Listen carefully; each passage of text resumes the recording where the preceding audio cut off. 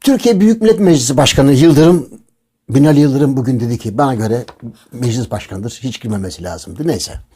Kıbrıs Adası etrafındaki münhasır ekonomik bölge de dahil uluslararası sularda her türlü denizaltı kaynaklarının ortaya çıkarılmasında mutlaka ve mutlaka Kuzey Kıbrıs Türk Cumhuriyeti ile Güney'in anlaşması gerekiyor.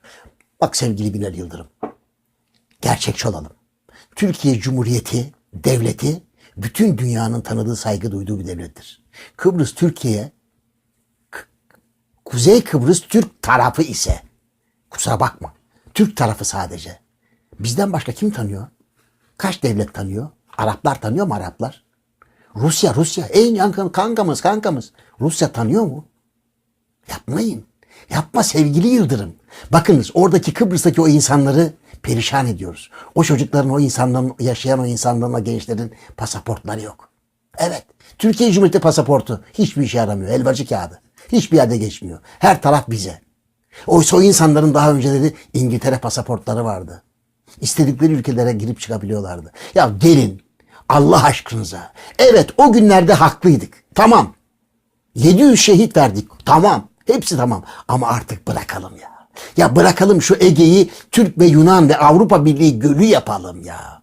Ya ne olursunuz ya. Bana diyorlar ki habire konuşuyorsun, çözüm ne? İşte çözüm öneriyorum. Ben çözüm önermeden konuşma yapmam ki zaten. Benim çözüm önerim belli. Türkiye Cumhuriyeti Devleti Kıbrıs Rum Cumhuriyeti ile, ben demiyorum, Avrupa Birliği'nin üyesi adamlar. Ben istediğim kadar Kıbrıs Rum kesimi diyeyim. Neye yarar? Palavra. Hiç. Adamlar Kıbrıs Rum Cumhuriyeti. Kıbrıs Rum Cumhuriyeti Kuzey Kıbrıs Türk tarafı ile uzlaşsın. Bırakın uzlaşsınlar. Ya bırakın uzlaşsınlar ya. Vallahi de savaş çıkmaz. Billahi de savaş çıkmaz. Size yemin billah ederek söylüyorum. Artık orada savaş olmaz. Ne Türkler Rumlara saldırır, ne Rumlar Türklere saldırır. Taviz mi verilecek? İki tarafta otursun, karşılıklı tavizleri versinler. Yazık o insanlara ya. Yazık, onların geleceklerini çalmayın ya. Ya bırakın biz helvacı kağıdından pasaportumuzla Edirne'nin dışına çıkamıyoruz. Bırakın o gençler, o insanlar geleceklerini bulsunlar ya. Yapmayın be. İtiraz yapmayın. Özür dilerim. Galiba biraz fazla heyecanlandım.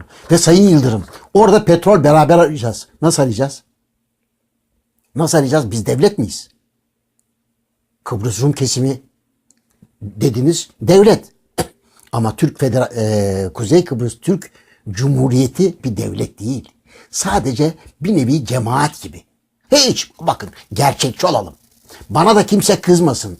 Onlar benim de soydaşlarım. Sizin kadar benim de soydaşlarım. Kıbrıs çıkartması zamanında ben de Ecevit'in yanındaydım. Ama artık gerçekçi olalım. Gerçeğe dönelim. Bakın karasularımızla ilgili görüyorsunuz neler yaşadığımızı.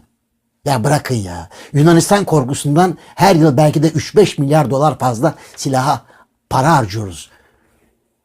Kıbrıs keza öyle. O insanlar da bırakın kendi karakterlerini bulsunlar ya. Kendi şahsiyetlerini bulsunlar ya. Bırakın onların da bir federe de olsa bir devletleri olsun. Onlar da bir devletin ortakları olsunlar ya. Her açılışınızda yavru vatan Kıbrıs. Neden yavru ya? Ne yavrusu ya? Ya biz neyiz ya? Biz onların anası mıyız, babası mıyız? Yoksa affedersiniz onlar encik mi? Yapmayın ya, yapmayın. Ne olur yapmayın, lütfen yapmayın. Kıbrıslılardaki soydaşlarım adına hepinizden istirham ediyorum. Canlarım benim. Yarın sabah saat 7'de buluşmak üzere. Hepinizi gözlerinizden öpüyorum.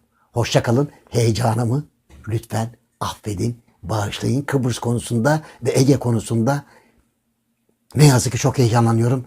Yıllardır hata yapıyoruz. Yıllardır acı çekiyoruz. Acı çektiriyoruz. İnşallah bitecek hepsi. İnşallah. Hoşça kalın canlarım. Hoşça kalın.